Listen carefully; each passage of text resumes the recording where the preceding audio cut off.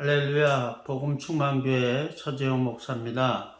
오늘 저는 민수기 14장 26절에서 35절 말씀을 본문으로 감사는 입으로 먼저 선포할 때 내 것이 된다는 제목의 말씀을 증거하고자 합니다. 성경을 봉독하겠습니다. 여호와께서 모세와 아론에게 가로사대 나를 원망하는 이 악한 회중을 내가 어느 때까지 참으랴. 이스라엘 자손이 나를 향하여 원망하는 바 그 원망하는 말을 내가 들었노라. 그들에게 이르기를 여호와의 말씀에 나의 삶을 가리켜 맹세하노라. 너희 말이 내 귀에 들린 대로 내가 너희에게 행하리니 너희 시체가 이 광야에 엎드러질 것이라. 너희 20세 이상으로 계수함을 받은 자 곧 나를 원망한 자의 전부가 여분네 아들 갈렙과 눈의 아들 여호수아 외에는 내가 맹세하여 너희로 거하게 하리라 한 땅에 결단코 들어가지 못하리라. 너희가 사로잡히겠다고 말하던 너희의 유아들은 내가 인도하여 드리리니 그들은 너희가 싫어하던 땅을 보려니와 너희 시체는 이 광야에 엎드러질 것이요 너희 자녀들은 너희의 패역한 죄를 지고 너희의 시체가 광야에서 소멸되기까지 그 땅을 40년 동안 광야에서 유리하는 자가 되리라. 너희가 그 땅을 탐지한 날 수 40일의 하루를 1년으로 환산하여 그 40년간 너희가 너희의 죄악을 질지니 너희가 나의 실어버림을 알리라 하셨다 하라. 나 여호와가 말하였거니와 모여 나를 거역하는 이 악한 온 회중에게 내가 단정코 이같이 행하리니 그들이 이 광야에서 소멸되어 거기서 죽으리라. 민수기 14장 26절에서 35절 말씀이었습니다. 또 하나 성경 공독하겠습니다. 마가복음 9장 23절입니다. 예수께서 이르시되 할 수 있거든이 무슨 말이냐 믿는 자에게는 능치 못함이 없으리라 하시니.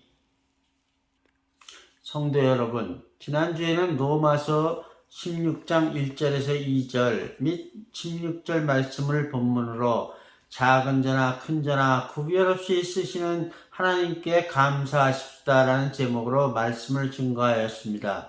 오늘 저는 민수기 14장 26절에서 35절 말씀을 본문으로 감사는 입으로 먼저 선포할 때 내 것이 된다라는 제목으로 말씀을 전하고자 합니다. A가 B의 옷에 똥을 묻히자 A의 따귀를 세게 후려치는 것을 본 적이 있습니다. 그런데 6달짜리 자기 아들이 똥에 옷을 묻히고 어머니 옷에 똥을 묻힌다고 해서 아기 따귀를 때릴 엄마가 있을까요? 당연히 없죠. 엄마는 다 이해하니까 그렇죠.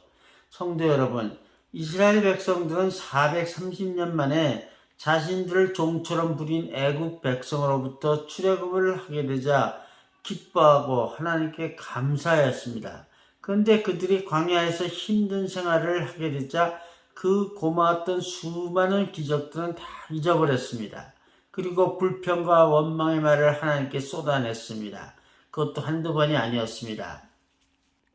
아이가 어릴 때는 아무리 기가 막히고 화난 일을 아이가 부모에게 저질러도 다 참습니다. 그러나 아이가 커져서 성인이 되어도 끝없이 부모에게 원망하고 불평한다면 아무리 인내심이 많은 부모라도 폭발하지 않겠습니까? 하나님도 그렇습니다. 오늘 하나님은 불평을 많이 한 이스라엘 백성들은 모두 다 시체가 될 것이라고 선언하셨습니다. 얼마나 무섭고 두려운 말씀입니까? 그러나 분노가 충천하셨지만 자비를 남기셨습니다. 어떤 자비를 남기셨습니까? 첫째로 당장 그 자리에서 엎드러져 죽어라 하고 말씀하지는 않았습니다. 불평한 사람들만 죽을 것이라고 말하셨죠. 또 그것도 38년 정도 더 살다가 죽을 것이라고 말씀하셨습니다. 12명의 정탐꾼들이 가나안 땅을 탐지한 40일 동안을 하루씩 쳐서 하루에 1년을 쳐서 40년을 광야에서 방황하다 죽을 것이라고 말씀하셨으니까요.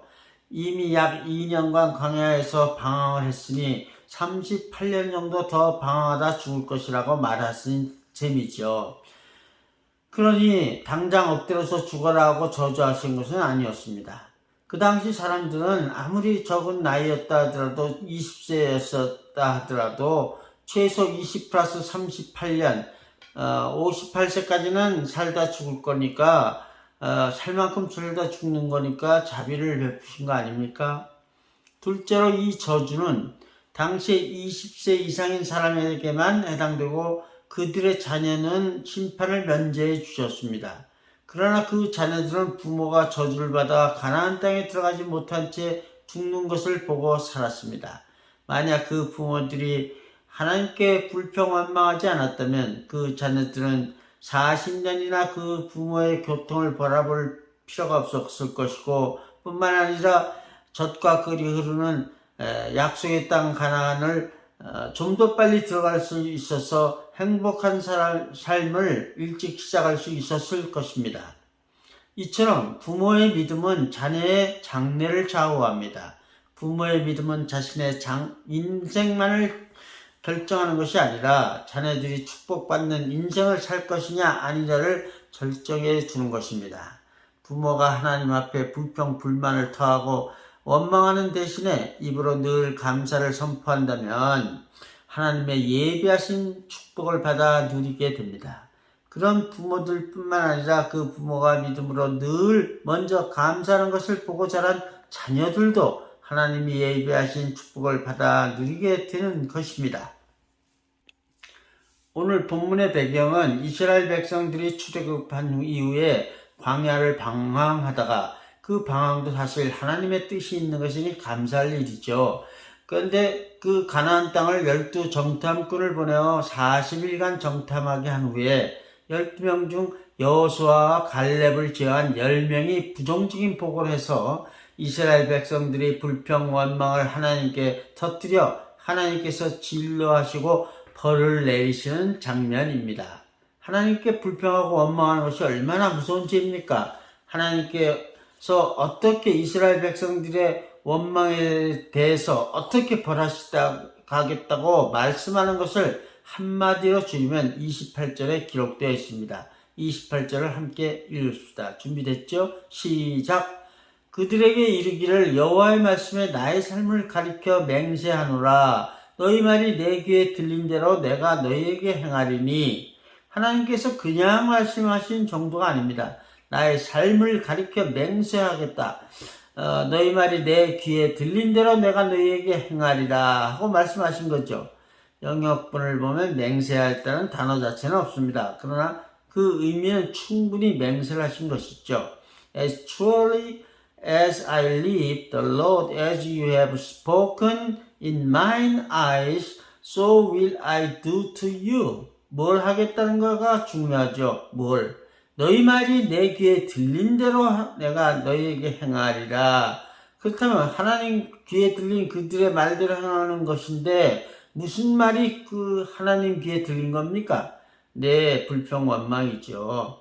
특별히 그들의 한 말에는 민수기 14장 2절에서 3절 말씀이 있는데 하나님은 그들이 원망하게 내뱉은 말 그대로 그렇게 해주겠다 하신 것이죠. 민수기 14장 2절에서 3절을 같이 봉독하겠습니다. 시작.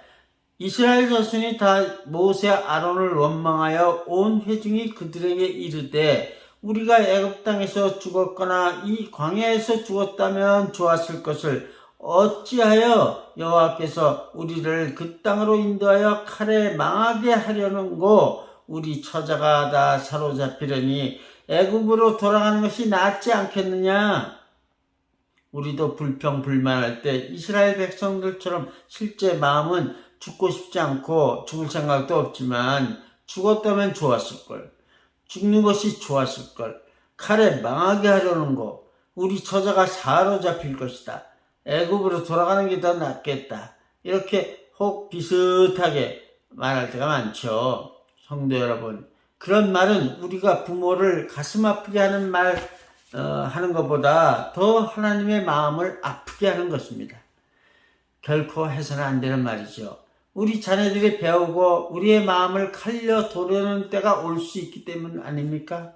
우리도 우리 부모 이상으로 지금 자녀들에게 잘해주지 못하고 있는데, 우리는 과거에 우리가 부모에게 잘해주지 못해서 얼마나 많이 원망했습니까?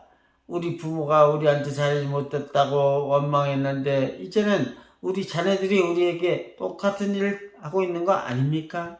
후회한들 소용없습니다. 이미 지난 일 엎드러진 물입니다. 후회한들 어째 하겠습니까?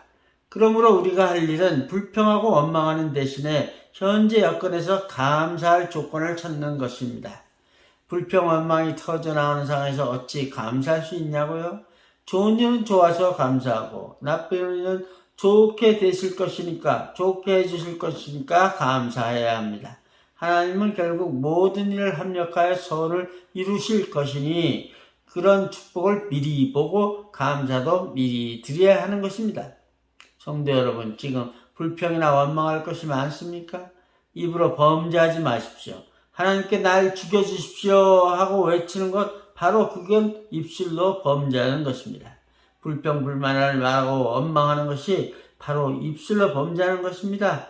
왜 그게 죄입니까? 하나님을 믿지 않기 때문에 하는 불신앙의 죄인 것입니다.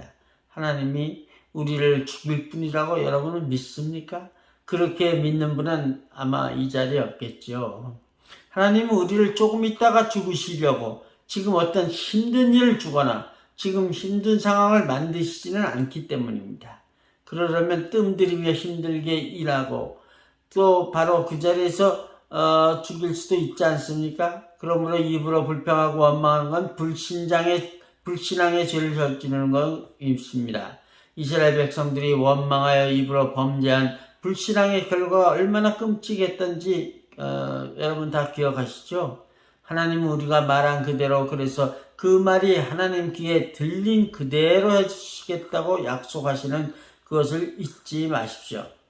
반대로 우리가 복을 받으려면 우리가 제일 먼저 해야 할 일은 바로 미리 감사합니다 하고 선포하는 것 아닙니까? 우리의 모든 상황을 바꿔주셔서 복을 받게 하실 것을 미리 이미 알고 있는데 어찌 미리 감사하지 않을 수가 있습니까? 감사는 입으로 먼저 선포할 때 내 것이 됩니다. 성도의 주의할 점은 원망하는 말이 얼마나 무서운지를 깨달아서 항상 범사에 입으로 감사를 미리 선포하여 하나님의 축복을 자신의 것으로 만들어야 합니다. 말씀을 맺겠습니다.